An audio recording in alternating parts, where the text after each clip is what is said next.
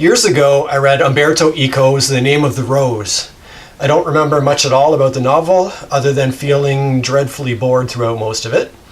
However, I decided to give Umberto Eco another shot with Baudolino.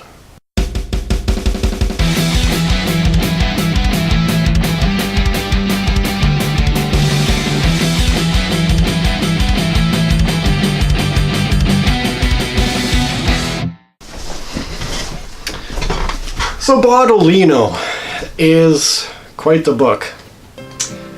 About 2/3 of the way into it, I was feeling the same familiar boredom that I felt with In the Name of the Rose.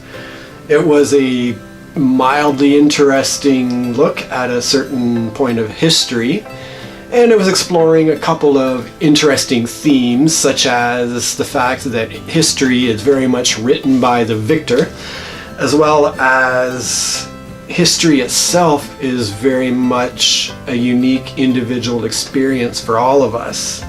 So those are kind of interesting themes, and the book was kind of plodding along, and I wasn't sure if I was going to make it through the rest of the book, but about 2/3 of the way in, it took a very sudden and dramatic Pliny the Elder turn, I guess you could say, where things just got weird. All of a sudden, you've got this kind of fantasy world coming into play here, with bizarre creatures and strange stuff happening.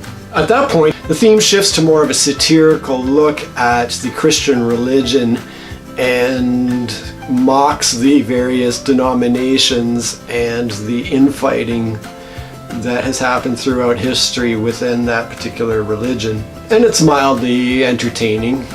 But then right toward the end of the book, all of a sudden, we're in the middle of a murder mystery, and we're trying to figure out who killed this particular character.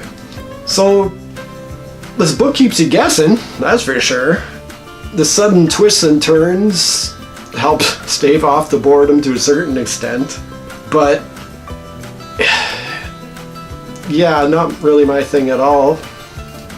I'm not super eager to explore anything else by Umberto Eco. But I do wonder with works like this, what gets lost in translation.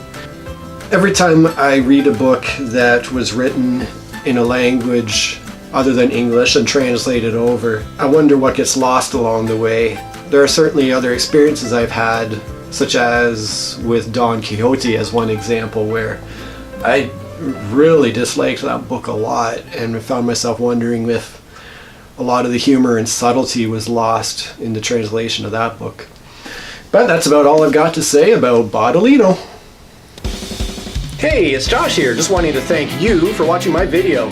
If you want to support me, it would be great if you'd give me a quick like, a subscribe, and if you'd share this video with one other book lover in your life. Cheers. I don't remember much about it. I'm going to try this again. So Baudolino is an interesting book in a sense, I guess you could say.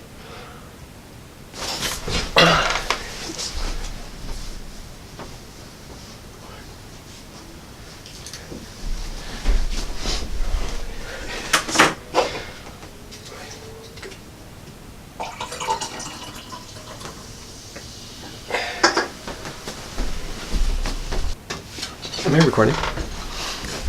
Yeah. But that's about all I've got to say about Baudolino.